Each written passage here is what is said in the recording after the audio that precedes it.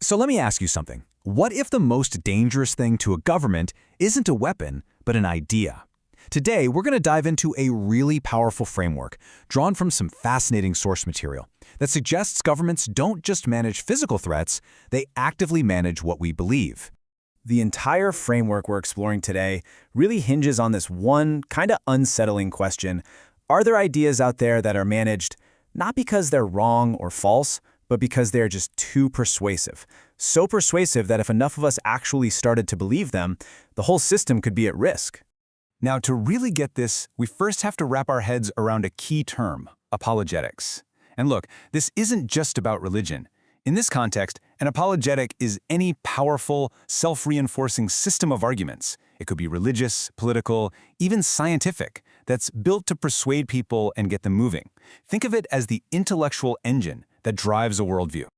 Okay, I know this might sound a little bit abstract, so let's make it super concrete. The source material gives us a perfect, declassified case study to work with: the campaign against liberation theology down in Latin America. Just look at this. Take a second to read what the CIA actually flagged as the biggest threat here. It wasn't violence, it wasn't terrorism, it was the core theological argument, the apologetic itself. The simple, powerful idea that justice was for the here and now. That was seen as a direct challenge to U.S. interests. The idea itself was the weapon. So how in the world do you fight an idea? Well, not by debating it, but by fracturing the community that holds it. According to the source, declassified documents lay out how the agency secretly funded competing factions inside the Catholic Church. The goal wasn't to prove liberation theology wrong.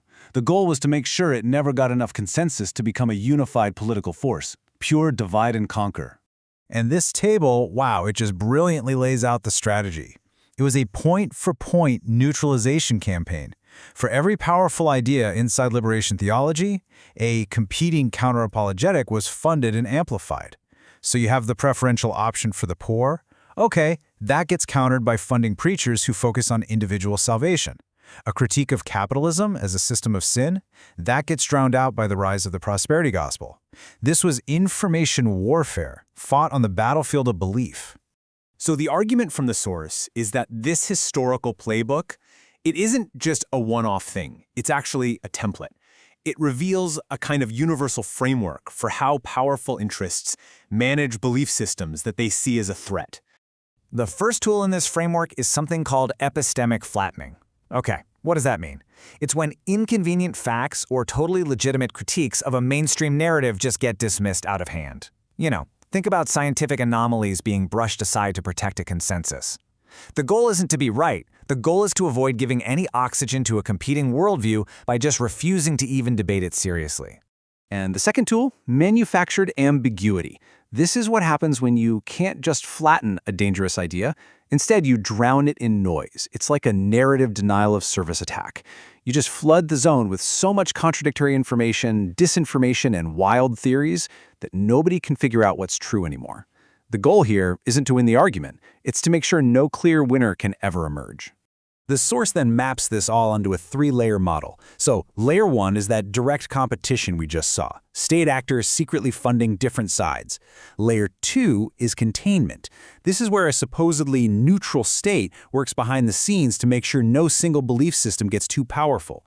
And then you have layer three, meta-coordination, where the entire system of competition and containment is itself managed to serve the state's biggest strategic goals.